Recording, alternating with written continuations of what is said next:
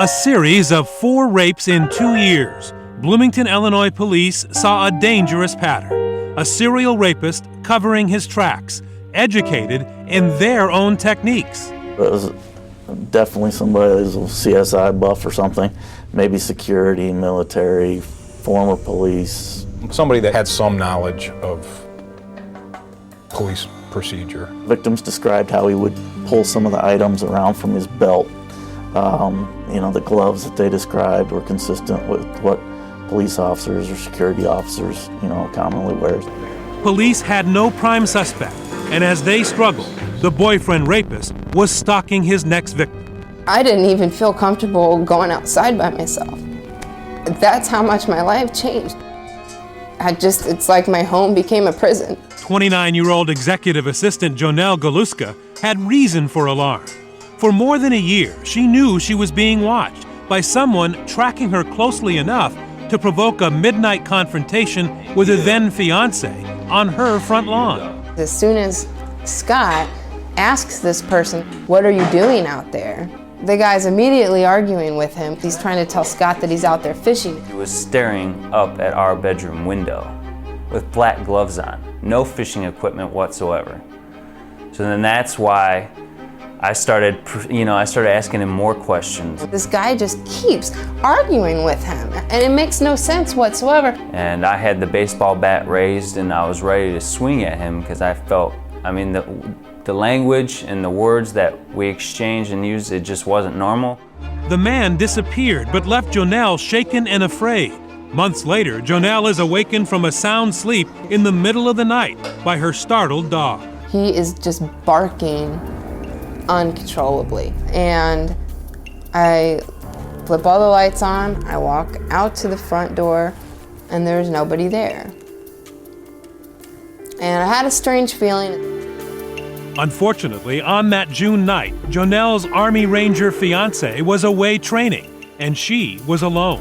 And I hear a knocking out the door, like an urgent knock. So I'm thinking, well, maybe there's just kids out there pranking, I don't know. I have a really bad feeling. So Jonelle called 911.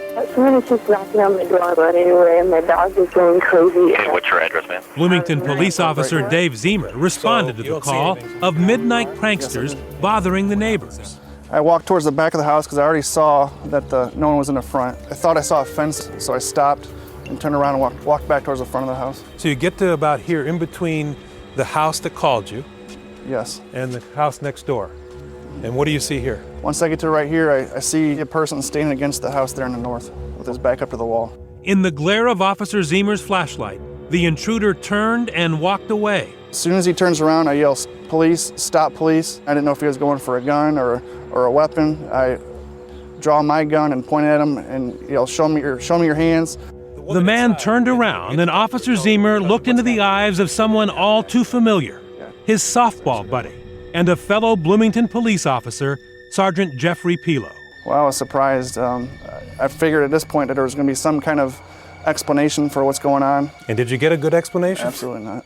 I asked him what was going on. He said he was looking for a house for his mother-in-law. A house for his mother-in-law at 1 o'clock in the morning. Yeah, so, correct. Right?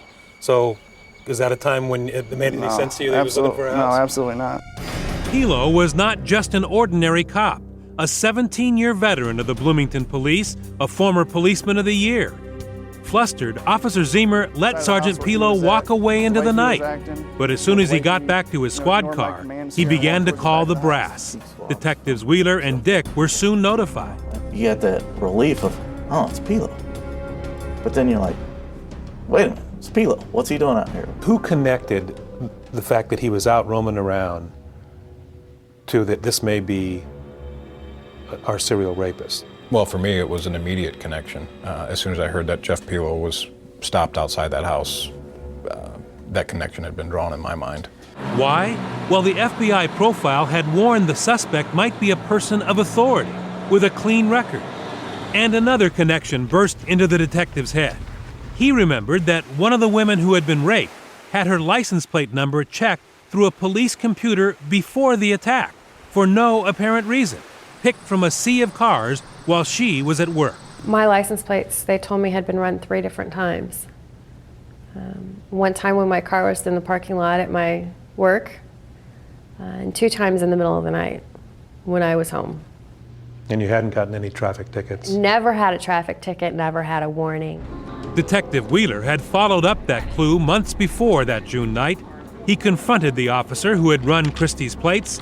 It was Jeff Pelo. Pelo claimed he had no knowledge of the incident and that someone else must have been using his computer terminal. Yeah, it wasn't enough at the time, but then when we get the news that he's caught, lurking around somebody's house in the middle of the night, It's like a light bulb going off. Yeah, we're understanding that we got a lot of work to do and we need to do it fast. When 2020 returns, inside the interrogation room, a cop in the hot seat, and a trap laid by his boss. Looked like a caged animal. Would it work? Next.